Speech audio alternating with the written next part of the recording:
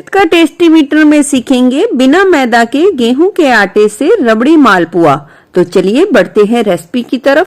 रबड़ी मालपुआ के लिए सबसे पहले हम रबड़ी बना के तैयार करेंगे। तो उसके लिए मैंने 1 लीटर के करीब फुल क्रीम दूध लिया है। दूध में हम पहले एक उबाला दिलवाएंगे। देख सकते हैं यहाँ दूध में उबाल आना शुरू हो गया है। गैस की फ्लेम को लो टू मीडियम पर सेट करेंगे और दूध को इतना कढ़ाएंगे जब तक कि ये दूध रबड़ी की फॉर्म में ना आ जाए, यानी कि 1/3 बच ना जाए। इतने तक हमें दूध को अच्छे तरीके से पकाना है। तो चलिए पहले दूध की हम रबड़ी तैयार करके फिर मिलते हैं। देख सकते हैं दूध देखिए सूखकर आधे से भी कम थोड़ा सा रह गया है और देख सकते हैं कितना गाढ़ा हो गया है, यानी कि रबड़ी बिल्कुल अच्छे तरीके से बनके तैयार है। अब गैस की फ्लेम को कर देंगे बंद और रबड़ी को ठंडा होने के लिए छोड़ देंगे। क्योंकि ये मालपुए हम बिना मैदा के गेहूं के आटे से बनाने वाले हैं, तो यहाँ मैंने 1 कटोरी के करीब लिया है गेहूं का आटा और लेंगे 1 चम्मच के करीब सूजी और 2 हरी इलायची ली हैं जिसके मैंने दाने निकाल लिए हैं।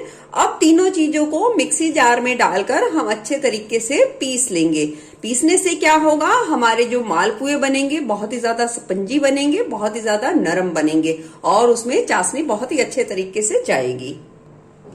पीसने के बाद डाल लेंगे एक खुले बर्तन में। इन सभी चीजों को पीसना इसलिए भी जरूरी था क्योंकि कई बार सूजी भी थोड़ी सी मोटी होती है, तो वो भी बिल्कुल आटे की तरह बिल्कुल ही चिकनी और स्मूथ हो जाएगी पीसने की वजह से।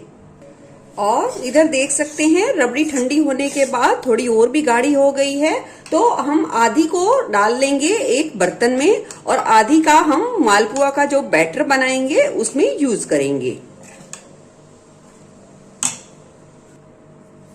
अब इस आटे में डाल देंगे रबड़ी, थोड़ी थोड़ी करके डालेंगे और मिलाएंगे।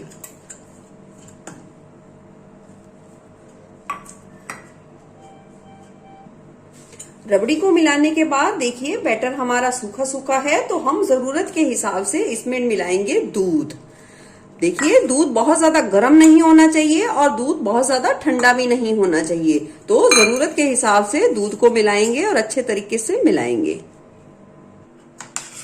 देखिए दूध डाल के हमने अच्छे तरीके से फेंट लिया है। यहाँ मैंने 1 कटोरी आटा 1 चम्मच के करीब सूजी ली थी, तो दूध की मात्रा भी 1 कटोरी के लगभग दूध का इस्तेमाल हुआ है बैटर को घोलने में।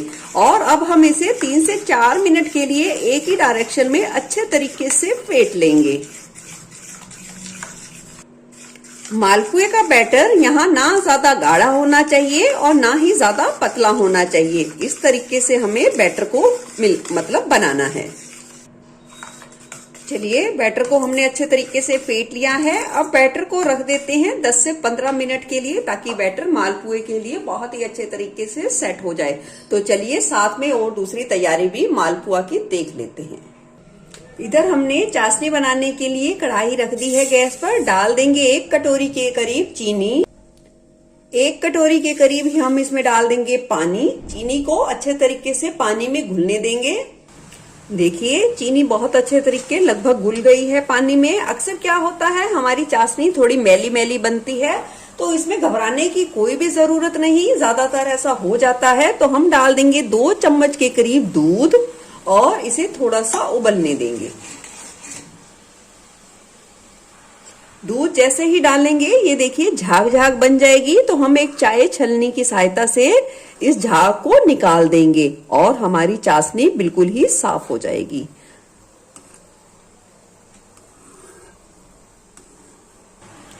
चाशनी को साफ करने के बाद डाल देंगे थोड़ा सा केसर। अगर आपके पास है तो जरूर डाल दीजिए और 2 से 3 हरी इलायची खोलकर मैंने डाल दी है। मिला लेंगे और चाशनी को इतना पकाना है कि चाशनी हमारी चिपचिपी हो जाए। गैस की फ्लेम को आप मीडियम पर रख दीजिए और बस चाशनी को बनने में 2 से 3 मिनट का ही समय लगभग लगेगा। चलिए चाशनी तो हमारी बनके तैयार है। गैस की फ्लेम बंद कर देते हैं और इधर जो हमने थोड़ी सी रबड़ी बचा के रखी थी उसमें डाल देंगे स्वाद के अनुसार चीनी और मिला लेंगे। आप चाहें तो इसमें भी हरी इलायची या केसर का इस्तेमाल कर सकते हैं अगर आपको पसंद है तो, पर मैं यहाँ नहीं करूंगी। और इस रबड़ी को 1 मिनट के लिए लो फ्लेम पे पका लेंगे ताकि चीनी रबड़ी में अच्छे तरीके से घुल पाए। चलिए रबड़ी को भी हमने अच्छे तरीके से पका लिया है। चलिए रबड़ी को रख लिया है हमने, इतने में ठंडी होगी और इतने में ये मालपुए का बैटर भी बहुत ही अच्छे तरीके से रेस्ट हो चुका है। तो चलिए बना लेते हैं मालपुए। मालपुए बनाने के लिए मैंने तेल को गरम कर लिया है। बहुत ज्यादा गरम नहीं करना है और बहुत ज्यादा ठंडा भी नहीं होना चाहिए, यानी कि मीडियम गरम होना चाहिए। आप चाहें तो इसे देसी घी में भी बना सकते हैं, पर इसे सरसों के तेल में बिल्कुल भी ना बनाइए। आपकी सारी मेहनत व्यर्थ जाएगी और कोई भी टेस्ट अच्छा नहीं आएगा। अब हम कड़छी में लेंगे बैटर और इस तरीके से डाल देंगे। मालपुए का जो साइज है वो आप अपने हिसाब से थोड़ा कम ज्यादा भी कर सकते हैं। थोड़ी थोड़ी दूरी पर डालिए और गैस की फ्लेम को इस समय मैंने लो टू मीडियम पर कर रखा है।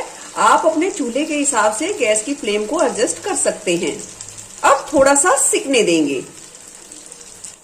जैसे ही मालपुए थोड़े से सिकेंगे, कड़छी से थोड़ा सा ही हिलाने से वो ऊपर आ जाएंगे और फिर हम उसे अलट पलट कर अच्छा सुनहरा होने तक सेक लेंगे। देख सकते हैं मालपुए पे कितना बढ़िया कलर आया है। ये देखिए, पास से दिखाती हूं मैं। चलिए एक बारी के तो सिक गए हैं और अब हम इन्हें प्लेट में निकाल लेते हैं। मालपुए का एक्स्ट्रा तेल निकालने के लिए आप एक दूसरा कड़छी और ले लीजिए और उसे इस तरीके से थोड़ा सा प्रेस कर दीजिए ताकि कढ़ाई में ही एक्स्ट्रा तेल है वो आ जाए। दूसरा बैच भी डाल देते हैं